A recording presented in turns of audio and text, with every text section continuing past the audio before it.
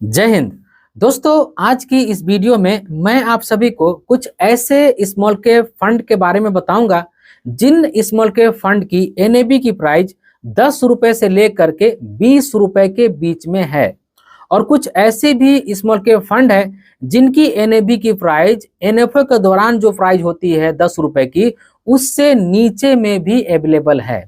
देखिए, बहुत सारे लोग ऐसा होते हैं जिनका ये मानना होता है कि जब भी हम म्यूचुअल फंड में इन्वेस्ट करें तो हम ऐसे म्यूचुअल फंड में इन्वेस्ट करें जिसकी एनएबी की प्राइस थोड़ी सी कम हो।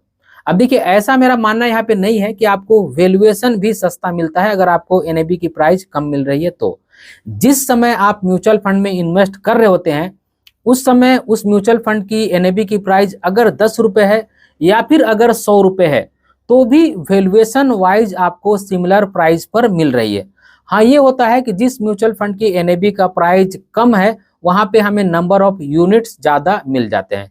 खैर, ये विषय थोड़ा सा कॉम्प्लिकेटेड है, इस पर अगर मैं चर्चा करूंगा तो वीडियो बहुत ज्यादा लंबी हो जाएगी। तो चलिए लैपटॉप की स्क्रीन पर चल के देख लेते हैं कि कौन से है वो म्यूचुअल फंड की स्कीम जो स्मॉल कैप फंड की कैटेगरी में है, जिनकी एनएबी के प्राइस 10 रुपए से 20 रुपए के बीच में है। तो अब आप देख सकते हैं हम आ गए हैं लैपटॉप की स्क्रीन के ऊपर और जितनी सारी फिल्टर्स थी उसे मैंने पहले से ही अप्लाई कर दिया। और जब मैंने फिल्टर अप्लाई किया तो हमारे सामने फिल्टर हो करके ये 8 फंड आ गए हैं जिनकी म्यूचुअल फंड की एनएबी की प्राइस 10 रुपए से लेकर के 20 रुपए के आसपास में है। कुछ ऐसी भी म्यूचुअल फंड की स्कीमें हैं जिनकी एनएबी की प्राइस 10 रुपए से भी कम है। आप देख सकते हैं सारे ही फंड जो हमारे सामने आए हैं वो सभी स्मॉल कैप फंड की कैटेगरी के हैं।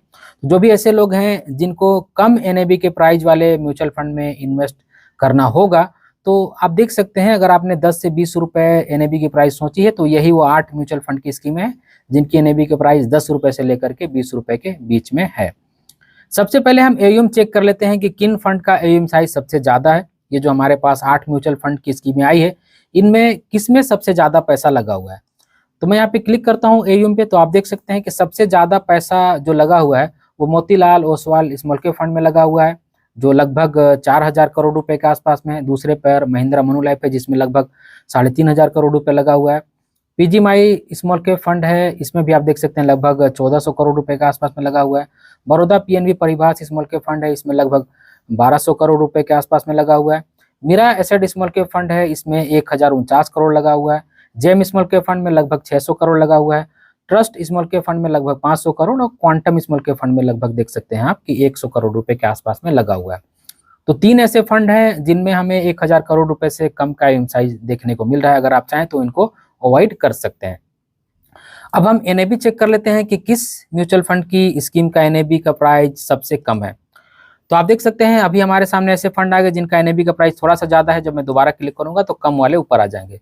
तो सबसे कम एनएबी का price JM small cap fund में है, लगभग आप देख सकते हैं 9 रुपए के आसपास में। ट्रस्ट स्मॉल कैप फंड का भी देख सकते हैं लगभग 9 रुपए के आसपास में ही है। मीरा एसेट में भी देख सकते हैं लगभग 9.5 रुपए के आसपास में है। क्वांटम का देख सकते हैं लगभग 11 रुपए के आसपास में है और Baroda PNB Paribas small cap fund में लगभग 12.25 रुपए के आसपास में है। Motilal Oswal small cap fund का देख सकते हैं लगभग 12.5 रुपए है। PGMI India small cap fund में देख सकते हैं लगभग 15 रुपए के आसपास में है और Mahindra Manulife small cap fund का देख सकते हैं लगभग 17.25 रुपए के आसपास में है। तो ये जो म्यूचुअल फंड है इनकी एनएबी का प्राइस आप देख सकते हैं कि यहाँ पे लगभग 9 रुपए से शुरू होकर के 17 रुपए के आसपास में है। सबसे ज्यादा एनएबी का प्राइस जो अभी हम फिलहाल यहाँ पे देख रहे हैं उसमें महिंद्रा मनुलाइफ का है लगभग 17.25 रुपए के आसपास में। अब तो ये एनएबी हो गई। अब हम ये चेक कर लेते हैं कि अगर हम वैल्यूएशन वाइज लेना चाहें कि ठीक है इनकी एनएबी की प्राइस 10 रुपए से 20 रुपए के बीच में है, लेकिन अगर हम ये चाह रहे हैं कि वैल्यूएशन वाइज कौन सा सस्ता है उसमें हम पैसा लगाएं तो मैं यहाँ पी रेशियो पर क्लिक करता हूँ।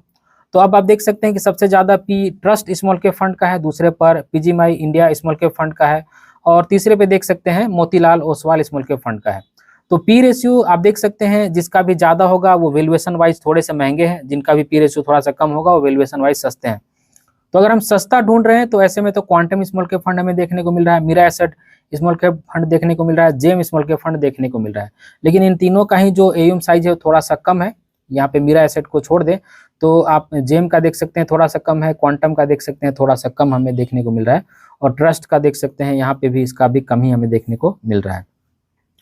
तो वैल्यूएशन वाइज देख सकते हैं, ये ऊपर वाले को अगर आप चाहें तो छोड़ दीजिए, फिर उसको नीचे वाला जो है पीजीआई इंडिया देख सकते हैं, मोतीलाल ओसवाल देख सकते हैं, महिंद्रा देख सकते हैं, बड़ौदा पीएनबी देख सकते हैं, इसको आप देख सकते हैं।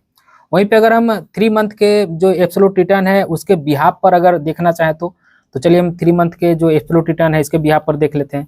तो 3 मंथ में सबसे कम गिरावट हमें क्वांटम में देखने को मिल रही है, जिसको हम चाहें तो अवॉइड करके चल सकते हैं।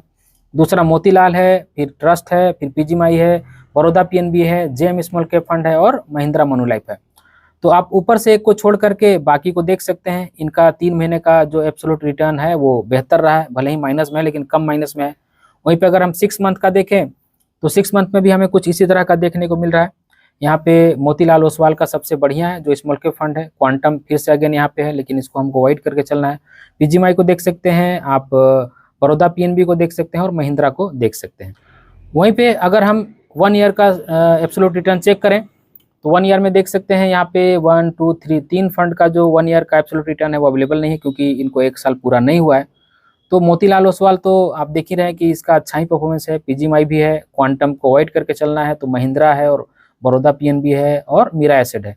तो इन 3-4 फंड में से अगर आप चाहें तो किसी में इन्वेस्ट कर सकते हैं, जैसे मोतीलाल ओसवाल हो गया या फिर पीजीआई इंडिया हो गया या फिर महिंद्रा मनुलाइफ हो गया या फिर बड़ौदा पीएनबी हो गया।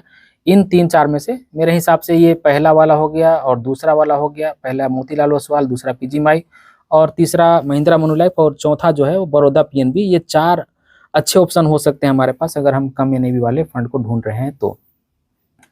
अब चलिए थोड़ा सा मैं आपको मीरा एसेट के बारे में भी बता दूं। मैं इस पर क्लिक करूंगा, इसको ओपन करूंगा।